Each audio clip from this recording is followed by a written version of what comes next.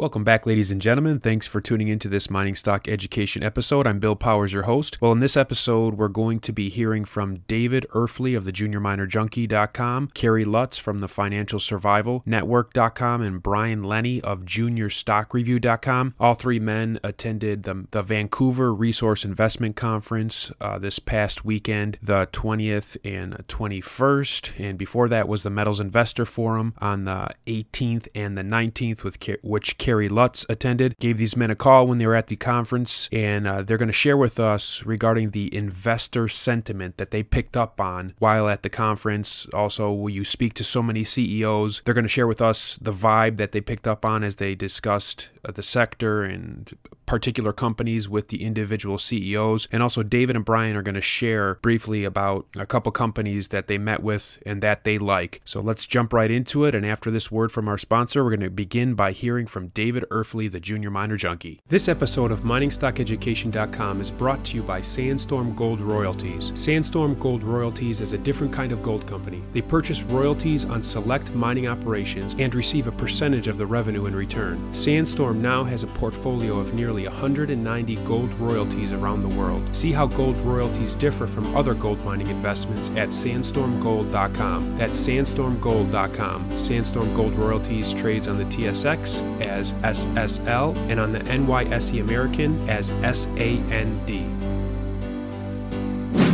Well, I'm catching up with David Erfle, the Junior Miner Junkie. He's at the Vancouver Resource Investment Conference, and we're going to get his take on sentiment in the mining sector and the occurrences of the conference.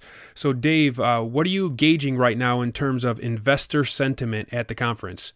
Yeah, well, there's some optimism here, but it's a pretty sparse crowd. I know they had I think they had like 9,000 register, but they did paper a lot of that. A lot of that was given away for free, and they did charge a small fee. So I figured it would be a little more crowded than this. This is Monday, and the big retail crowd was here on Sunday. There was more people here on Sunday, but it is a little sparser today. But I'm going to have to cart out the old jewel, cautiously optimistic. That's kind of the feeling here at the conference. As you went from booth to booth and talked to the management, and I'm sure had one-on-one meetings, what's the feedback you're getting from the management teams? Well, they're just, we can't control the gold price. We can't control the market. We're just gonna keep doing what we're doing. The companies that I like are making good headway. They've got cash, they've got good projects, they're getting good results. So they're just going to keep doing what they're going to keep doing. You just got to make sure that if a company doesn't have enough cash for this year, make sure that they have access to it, or they have a plan to get it, and they get a good deal with the cash. Not give away the farm with a warrant or bad deals or anything like that. Just make sure that they have access to capital. They got some lined up. So the ones that are cashed up are, they're happy. They know they have a good project.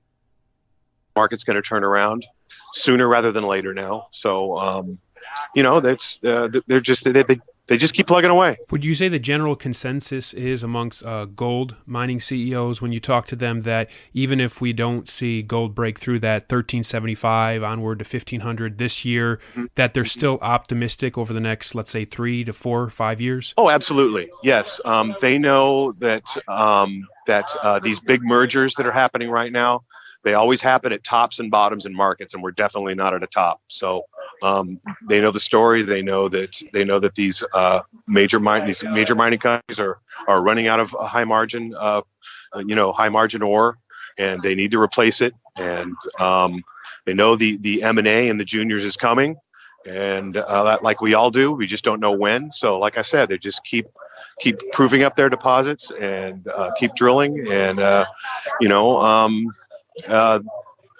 pretty much that's it. We can't control the market, and we know that it's going to bottom soon, but we just don't know when. When we were at Beaver Creek, Pershing Gold Corp didn't show up. Then the rumor was, they're going to be taken out, which they were a couple weeks later. Then the share price rose. Were there any companies scheduled to attend that didn't show up, and now there's some rumors swirling about? I didn't notice any. No, I didn't notice any not showing. I don't see any empty booths. That's what you mean. Any feedback you're getting from like the base metal mining companies, and what are you hearing at the conference regarding base metal companies? Well, they know this trade war is going to end. They just don't know when. And that they know the copper the copper situation is good for the long term, but for the short to medium term, it might not be so good. So. They have the same mindset as the gold explorers and developers. That they can't control the market. If they know they have a good project, they're just going to keep doing what they're doing, and not raise a lot of money if they don't have to. Just raise enough to do what they got to do, and just keep plugging away. Are there any companies that you were really impressed with that you'd be willing to share about? Sure, absolutely. Right now, one of my favorite early stage exploration plays is Sun Metals. They're in the Oxygen Marco Day's Oxygen Capital Group. They have a very exciting project in BC. And they just raised a large sum of money, $5.2 million. And it was a flow through, so that they're going to have to spend it this year on their project. And the back end was taken by Teck. So Teck now owns 12.8% of the company, and it looks like a very good project.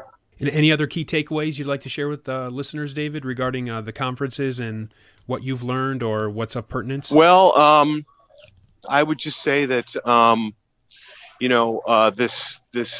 this gold price is now backed away from 1,300, which is very, very strong resistance. And the juniors really haven't started to bounce just yet. They bounced a little bit after the tax loss selling was over. That we always have that bounce that at least lasts for a few weeks, and we had that. So I think I've seen a few of them start to bifurcate from the sector, but on a whole, it's a great time to accumulate, but do it cautiously and do a lot of research, and make sure you maintain about at least a 10 to 15% cash position right here, because things could get a little bit cheaper. You can find David on the web at juniorminerjunkie.com. You can sign up for his free email list there, or if you're looking for guidance in the sector, you can email him. His contact information is right there on the website. Dave, I thank you for taking my call. I know you're a busy man running about at the conference. My pleasure, Bill. Always nice talking to you. All right, I'm speaking with my friend Kerry Lutz of the Financial Survival Network. You can find Kerry online at thefinancialsurvivalnetwork.com. He's also featured weekly on the front page of Kitco under the commentary section. A very popular podcast. Many of you, I'm sure, have heard of. And if you just go in your podcast app, type in Financial Survival Network, there Kerry will come up. So, Kerry, thanks for coming on. Hey, it's my pleasure, Bill. Great to be with you. And you are attending both the Metals Investor Forum and the Vancouver Resource Investment Conference. So I'd like for you to share with my listeners, what can you tell us about investor sentiment? What are you picking up on right now in the resource sector? Okay, so it's very difficult to pick this up when we're kind of in a market that's kind of muddling through. We're not in a market with a specific direction. We're more like in a market that looks like it's semi-stable now. It took a big hit last year. It's retraced a large portion of it, but it's not going higher. It's not going lower. So when you can't figure out what the trend is, you look at what the trend was. Trend was down. So we're still in a downtrend. So putting that aside, there's money there.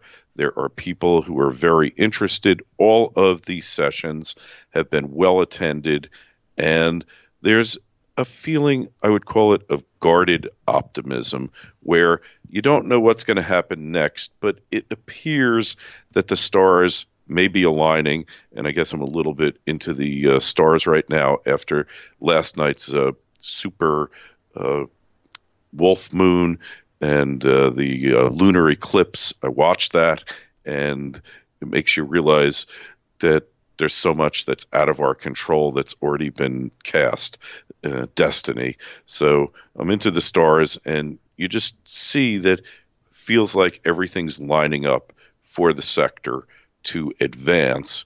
but there could still be bumps along the way. And I think that the maturity level of the investor group that we're seeing has greatly advanced over the past 7-8 years from a lot of disappointment and a lot of declines and a lot of bumps in the road. What about when you talk to CEOs? A big part of this conference is going booth to booth. There's just hundreds and hundreds of mining CEOs. You've talked to a number of them. What are you picking up on from the CEOs? Well, their job is to be cheerleaders for their company and boosters for the sector. So I always try to not put a lot of value necessarily in what they're saying, but in this case, I get the feeling of genuine optimism, or the beginnings of it, put it that way. Because look, they've been through this cycle themselves here for 8 years now, going on 8 years, Bill. So they don't want to be overly optimistic and, saying wonderful things and then get burned again, because their credibility's on the line. So while they have to be optimistic, they don't have to be a cockeyed optimist. And I'm getting the fact that they feel that the situation is just lining up for the sector. That's my feeling. When I first started investing in mining stocks, I was told never invest in a junior exploration company if the CEO of a small exploration company is wearing an Armani suit. So did you see any Armani suits with junior explorers there? Like geologists and mining engineers are not known for their fine taste and haberdashery. But, there's always some guys who are well-dressed. Those are generally the guys who've been successful in the past and are probably going to be successful in the future. But, like when you're out in the field and kicking rocks and developing these projects, or projects, as our friends to the north would call them, they're more outdoorsy types for the most part. In conclusion, any key pertinent takeaways you'd like to further share with the listeners?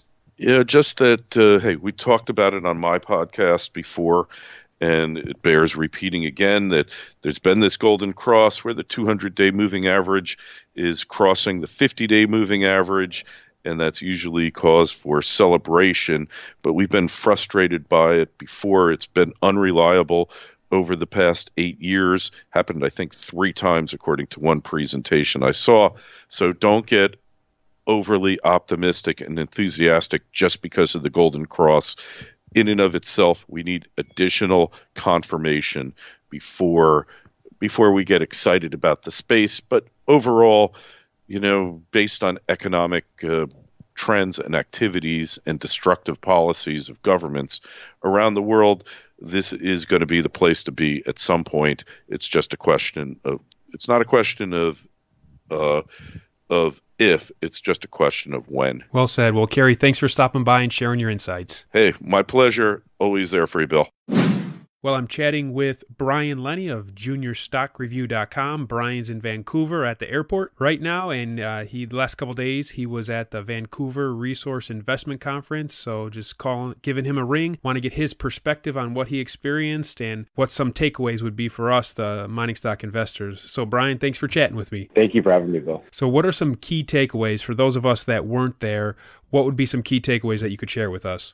I think with most of the people I spoke to, there's still a lot of uncertainty into where the market's headed, and understandably, given what we went through in 2018 and kind of how we ended the year off, I think, with the Fed announcement and the kind of lead into another 2 possible raises this year. So, yeah, there's definitely uncertainty, and, people really aren't have a real good idea where the market is headed. And what about investor attendance? What is it compared to previous years? What did you notice there? I would say the attendance is down. It was well attended by companies. I would say definitely the companies at the VRIC were probably a good 30% more than there was last year.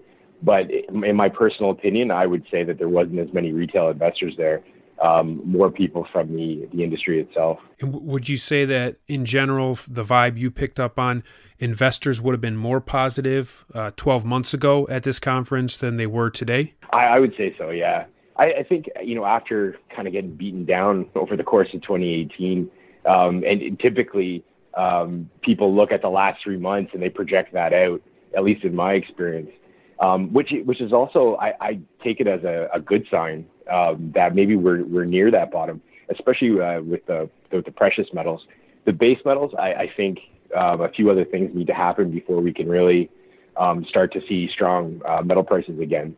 But for gold, that uncertainty is usually a good thing. I assume with your initial comments, you're referring more to gold, or are you referring to the whole commodities complex and mining stock sector when you're talking about sentiment? This is mostly about gold. Like that uncertainty definitely plays in with and we've seen that strong gold price to kind of start the year.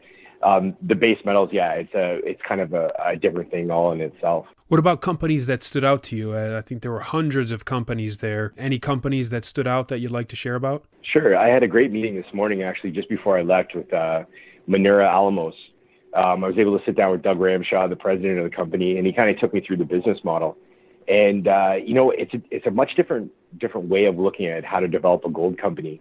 And I think they deserve definitely a closer look moving into the rest of this year, especially with a strong gold price. The other one that, it was in the news not too long ago was Attack Resources up in the Yukon.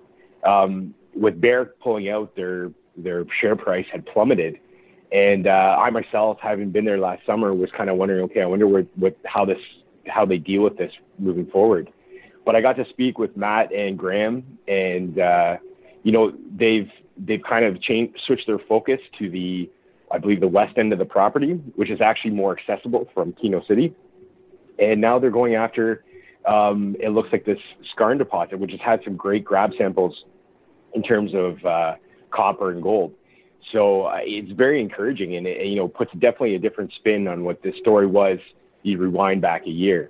So, those are two companies that stood out, at least this morning to me. And then what about as you talk to the actual CEOs or the upper level management of these companies, what kind of feedback can you give us regarding those interactions? It's quite interesting. Like, even though I've talked a lot about uncertainty, there's a few companies that are kind of regardless of what the broader market looks like, they're moving ahead business as usual.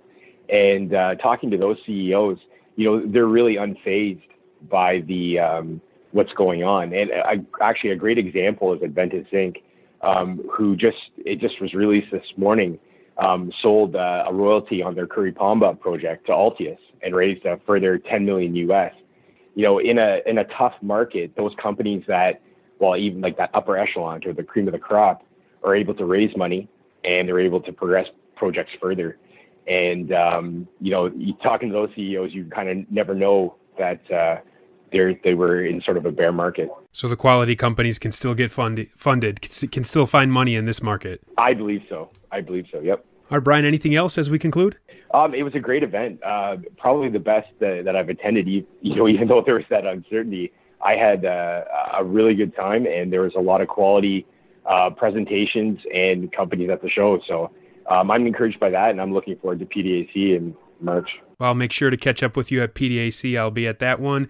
And if you want more information about Brian and his writings and what he offers, please go to juniorstockreview.com. Brian, thanks for chatting. Thanks for having me. For millennia, ancient pharaohs prospered from unparalleled riches made possible by Egypt's resource-rich gold deposits. But despite this rich history, modern Egypt remains one of the most underdeveloped gold mining countries in the world, but that's all about to change. Aton Resources is leading the charge on the Egyptian mining revival. As the only public exploration company in Egypt, Aton Resources has first-mover advantage. Focused on their 100% owned Abu Marawat concession, Aton Resources is advancing several exploration targets, including the recent discovery of the legendary Lost Mountain of Gold at Rod Ruin. Learn more about this exciting drill program and other news at atonresources.com. Aton trades on the TSXV under the ticker symbol AAN and on the OTC under the ticker ANLBF.